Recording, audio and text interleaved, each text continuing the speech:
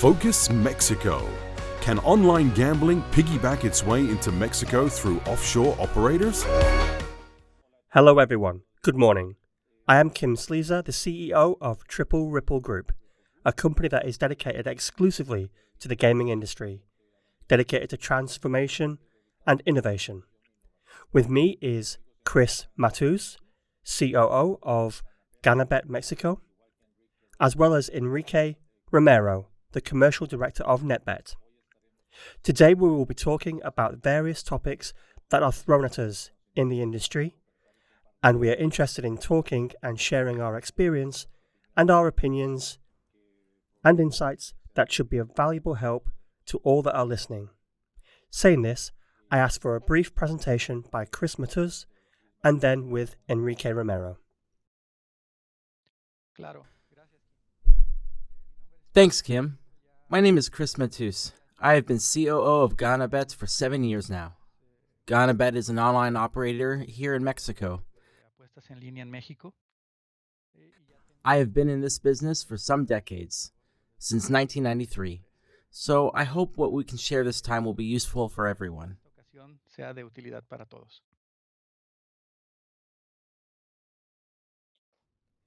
Perfect. Now, Enrique. Thank you, Kim, for the introduction. I am Enrique Romero. I am the marketing manager of NetBet. I also have some years in the industry.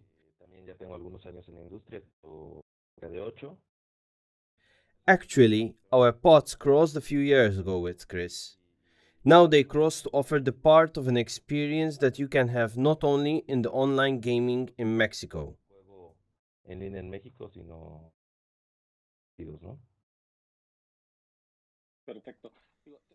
Perfect.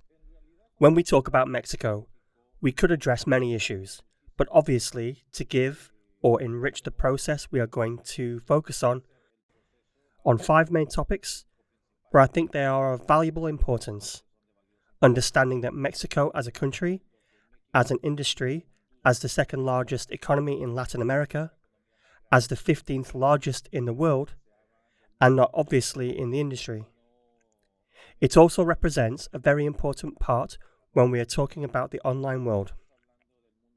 In Mexico, there are several estimates from private studies that estimate the market is close to 1 or 2 billion, and some that surely estimate a little more, up to about 10 billion. So there is a lot to address and a lot to do, but we are going to focus mainly on the virtues and problems of the Mexican market. The regulation, which is obviously quite critical and important to understand for all of us involved, to understand well the complexity and the opportunities within the commercial channels. Likewise, everything that is technically or the development of the issue of payments, both collection and payments. Likewise, there is an important part that is to do with the equality or inequality that this online environment basically represents to us. So, getting into the subject with Cris. Cris, what do you consider or see as virtues and problems of interest in the Mexican market?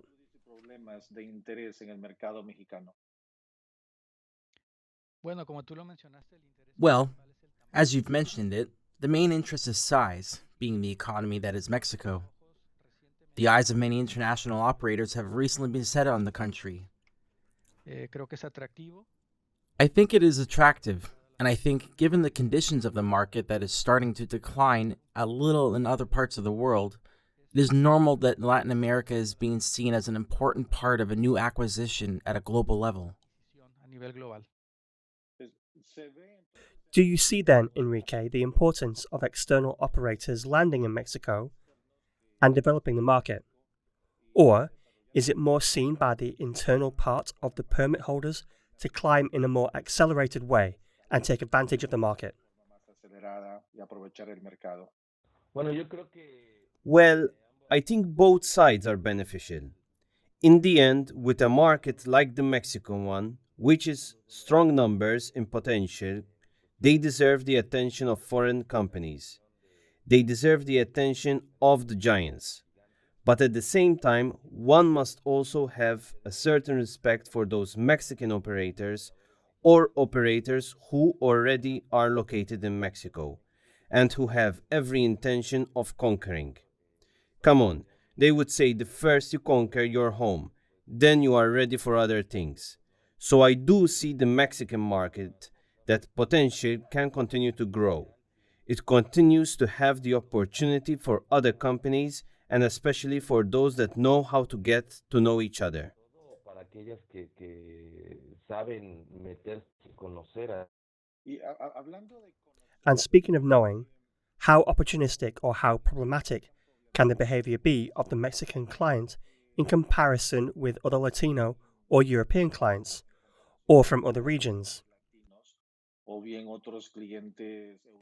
In order to know how to approach and offer those products and the quality of service that the same customer may be demanding.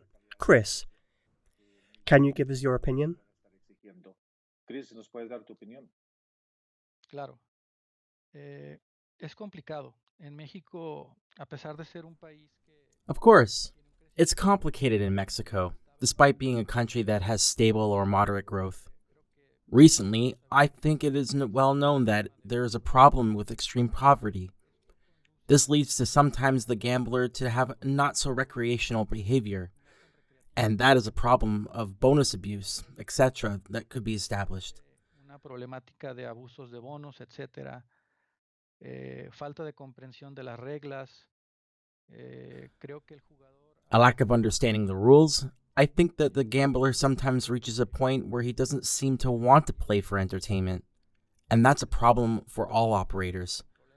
We have discussed it with Enrique, and I have had conversations in the past to see if it is a challenge for everyone to have the precaution of having all the necessary filters so that our players are recreational. Kim? De tener todos los filtros necesarios para que nuestros jugadores sean recreativos, Kim. Perfecto. Y hablando un poquito, digo... Perfect. In 2012, 13 and 14, there were certain regulations or certain rules were added, but the regulations of 2014, which still remained as a draft. Well, we have it, and we know what is inside. There are 4 pillars. A main one is specifically this, where all operators are required to protect the player. And there is a very specific language that talks about how to proceed and what is the responsibility of the operators. We see this exists. I understand that it exists, but we see it as the industry develops in the online environment. We see it more or less problematic, as operators have done in their physical operations. Enrique. Físicas. Enrique. Well, I think there is a weakness in the Mexican market, but that weakness comes from both sides. It comes from the player that in many ways does not understand the industry well. As Cris mentioned, they have certain leaks in the knowledge of the use of the platforms, in the knowledge of the canons that govern this industry. And it also comes from the operators, because also the operator, although he was determined to know that the Mexican market is a parlays market, it is a market that likes football very much, that it is as strong in American sports. I don't know. In some terms, he has known how to identify the Mexican user. There is also the part of not getting 100% involved with what the laws are in Mexico and complying strictly with everything they demand from us. We need to commit ourselves in that sense to attend to the real needs of the player so that we also have a good environment and a healthy ecosystem in the back. De ida y vuelta. Perfecto. Y hablando un poquito de regulación. And speaking a little bit about regulation, precisely because I say, this is a subject of much debate and much detail that has many implications. And if when it is done well, it is obviously of benefit to everybody, even for the industry. En el tema de la regulación. Hoy por hoy se estima que... When we are already talking a little bit more macro on the issue of regulation, Today it is estimated that less than 10% of online revenue comes from operators. Permit holders are those who have the proper permission to legally exercise the entire online part. Although the offshore part is not fully regulated, there is a large part where this basically exists. How we see the opportunity or the reality of working in this environment, where there is a slope to be regulated, but in our reality, it really is what it is. Basically, living on almost a day-to-day basis of what we have and not necessarily working with or exercising a strategic vision based on probable regulation. What is the problem of continuing to work with this uncertainty versus preparing for a possible regulation that may well support the permit holders? But it is not necessarily clear. How can it freely come about? What does this lack of knowledge and uncertainty of time imply for us who are operating on a daily basis today? Para nosotros que estamos operando en el día al día hoy. Bueno, Kim, los operadores offshore llegaron primero, ¿no? Well, Kim, the offshore operators came first. They arrived before us. So I think that was the advantage for them as well. What it means for us is that we're playing on a very even playing field. La tasa impositiva, los impuestos que se pagan en México son muy grandes. The tax rate, the taxes that are paid in Mexico, are very big compared to what you would pay in a license that is not based in Mexico. That's for starters because it increases your cost tremendously. On the other hand, in the terms of compliance that we're obligated to carry out in a series of processes in which we are connected with the authorities in real time. That, on one hand, although it gives us some peace of mind, it also represents challenges because we have to comply with strict measures. Everything related to money laundering prevention. Many things that are possible by doing it offshore are put on the back burner. We have to take certain precautionary measures, and I believe that this also means that our operation has vertices that are not contemplated in the offshore operation. Who do you favor? Obviously not us. We are paying taxes here, we are creating jobs, and we are trying to provide certainty for all our players. So, in that sense, there is still a long way to go. We hope that a law that contemplates all aspects comes soon. It has been sitting there for some time in the freezer, but I think the way could be opened to have the law soon. Let's hope so.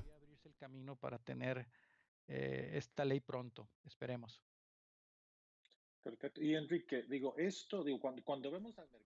And Enrique, I say this when we see the market and who controls the market.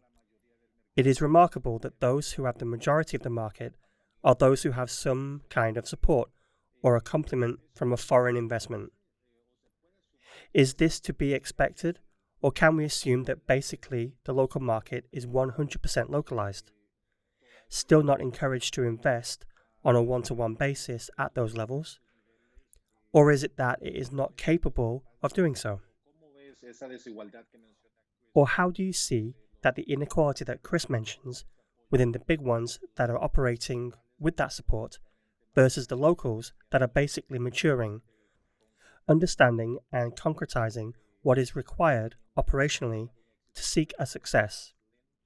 It's surely slower but clearer, more visible, more transparent for the player and basically better positioned. It's that inequality that makes it difficult.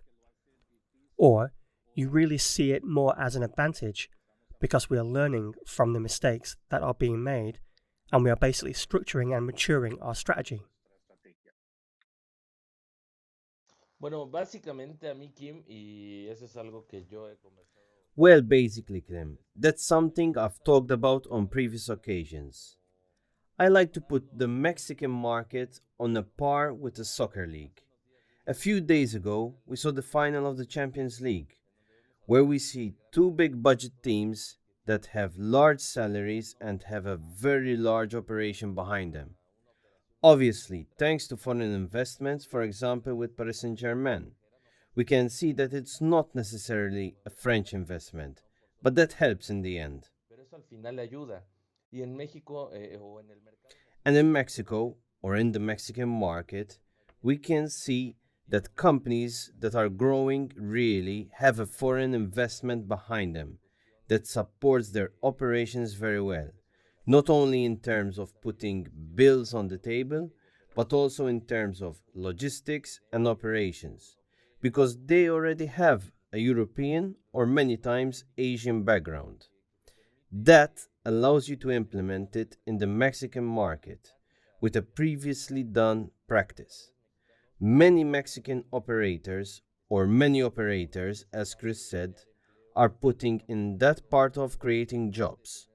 We are putting in that part of having an office. It is much better locally for the user, and I think that beyond worrying about who is going to be better or who is going to have more reach, we should have a little bit of the usual awareness, taking into account the user. Always keep the player in a healthy environment, with healthy competition, perhaps setting certain limits to do something more fair. I mean, I don't want to go too far, but I don't know. There is a Federal Commission of Economic Competition, and at some point it can give us all a manual on investments, on amounts, and it is not necessarily going to make us better, even if we have a similar budget. I believe that we should all work hard to improve our products, and later the user decides what is best for him. Y posteriormente, ya que el usuario decida qué es lo que más le conviene.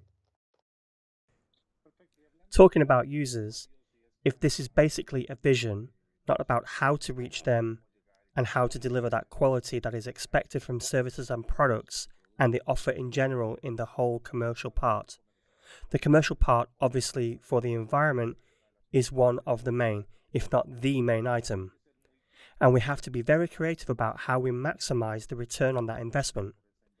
How it is visualized or how it is being done today to ensure that it is generating the awareness and the impact that we are looking for to make our operations profitable. What is being done? Nuestras operaciones. ¿Qué es lo que se está haciendo? Bueno, creo Ahí, Enrique. que cada plataforma Well, I think every platform has a clear mission. Which products should you strengthen and which products should you feel comfortable with? clara, ¿no? ¿Qué productos debe de fortalecer y qué productos con cuáles se siente cómodo? The current challenges of the pandemic changed the whole scheme of how we operate. If anybody has any kind of inclination to provide a stronger sports betting service, which we did a few months ago, it drove us into directions that may have not been contemplated. And in our case, the casino vertical in the recent months in the absence of leagues, etc. But now that we're starting to take up sports again, there seems to be a balance between both verticals. Ahora que estamos comenzando a retomar los deportes, bueno, pareciera que hay un equilibrio entre ambas verticales. But we believe that in order to offer quality internally, what your service has been must be very capable to have a total certainty of how you should attend your clients. Tener totalmente una certeza de cómo se debe atender a los clientes. And I do not know if the question was in that sense, but as far as a platform is concerned, the real goal is always to try to enrich it with the margin allowed by the regulation. Que te permite la regulación. Sí, perfecto, Cris. Mire, se nos está acabando el tiempo. Perfect. Cris, we are running out of time. As we said in the beginning, there is a lot to talk about, a lot to discuss. They are very important issues. I think we have addressed 3 specific topics in quite a lot of detail, and I think quite a lot of interest in saying that. En decir eso, entonces les agradezco. So I thank you for your time, I thank you for your contributions, and let's hope we can continue to make Mexico an industry that sets a good example in Latin America. Thank you very much for your time. Enrique, Cris, thank you. Les agradezco mucho su tiempo, a ambos, Enrique y a Cris. On the contrary, thank you. Thank you, SiGMA.